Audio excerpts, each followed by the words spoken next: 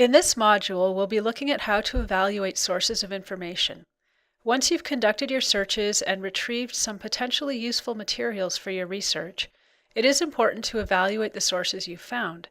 Not all sources offer reliable information. Some sources are blatantly untrustworthy.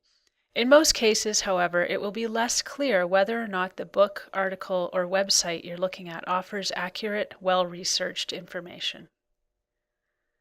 In this video, we will first define and learn how to identify scholarly sources.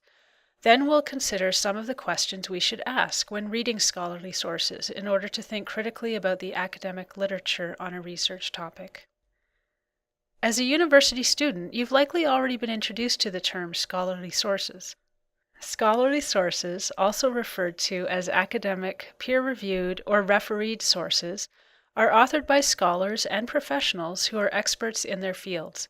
They generally provide original research or reviews and analyses of others' research.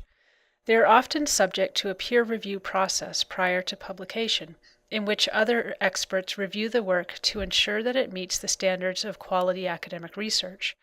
These reviewers, also called referees, may accept the work as it is, they may make recommendations for its improvement, or they might reject publication outright. This peer review process helps to ensure that scholarly sources are accurate and credible. One of the most important steps in evaluating any source you plan to use in your research is to determine whether or not it is scholarly. Determining whether or not a source should be considered scholarly is not always straightforward. There are, however, many clues to look for that can help you to make a confident decision about each source you're considering. The following questions should help you in recognizing and uncovering these clues. Keep in mind that some questions only apply to particular kinds of sources. First, is the source peer-reviewed? Some sources, especially scholarly journals, explicitly state that their contents have undergone a peer review process. This information can usually be found on the journal's website. Peer-reviewed sources are scholarly sources. Second, does the author have credentials and institutional affiliations relevant to the topic of the source? Scholarly sources are written by experts in their field, so it's helpful to know the author's credentials and affiliations to help determine their level of expertise. This information may not be provided in the source and so may require an internet search. Be wary of any source that is not written by a scholar or a professional in its field of study. Third, who is the publisher? Certain publishers are more likely to print scholarly works than others.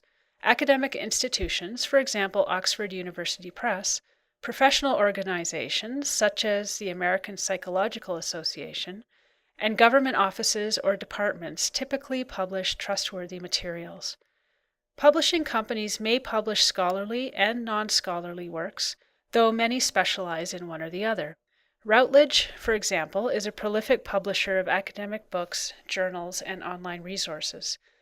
On the other hand, Penguin Random House prints popular materials for a general public audience. Fourth, who is the intended audience?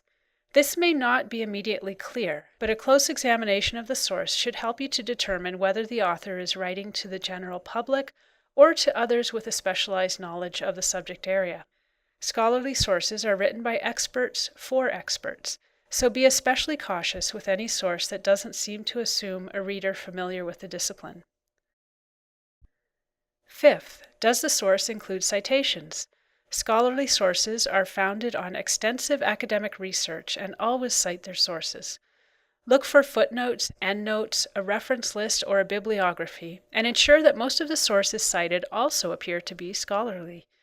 Few or no citations, or citations for non-academic works, are signs suggesting that you are not looking at a scholarly source. Sixth, and finally, how is the information presented in the source? Unlike many popular sources, scholarly sources don't aim to attract the reader with glossy pages and colorful pictures and fonts. Most academic works consist primarily of text, though some may include graphs, charts, and diagrams too. When there are pictures, they are usually used sparingly and only to support points made in the text. Be wary of sources that are heavily illustrated with many color graphics. By asking these questions of the sources you find, you can ensure that your research papers will be founded on solid scholarly research. Even after you've identified a source as scholarly, it is important to read it critically. An academic book or peer-reviewed article may include errors, may advance biased viewpoints, or may overlook relevant information. As you examine the source, whether it's a book, journal article, or website, consider its authority, currency, purpose, and content. In considering the authority of a source, we aim to determine whether we can trust the information it presents. You should ask, what are the author's credentials or other qualifications? Does the author have institutional affiliations, and would any of these suggest potential biases? Is the author a recognized authority in the relevant field of study? Who published the source, and does the publisher suggest possible biases? Currency is important to note if the information is older or time-sensitive. Check the publication date. Was the source written recently enough to be of use to you? Keep in mind that information in some disciplines, for example medicine, tends to go out of date more quickly than in others, for example history. It is also very important to identify the purpose of the source. Why was it written? Who is the intended audience? Does the author present a balanced view of the topic, and are opposing viewpoints acknowledged? Lastly, have a close look at the contents of the source. Is the information that it presents quality academic research? Is it organized in a logical and understandable manner? Are the arguments presented well-reasoned and supported by sufficient evidence?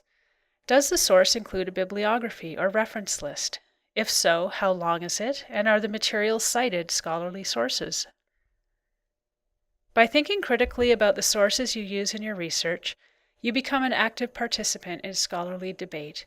Your papers will be more original and thought-provoking as you hone your evaluation skills and are able to discuss scholarly literature in a more informed and engaged manner. In this module, we've looked at how to evaluate sources of information.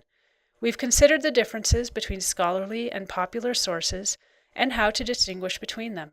Also, we've identified several questions to ask when reading scholarly literature, which will help you to think critically about the sources you use in your research.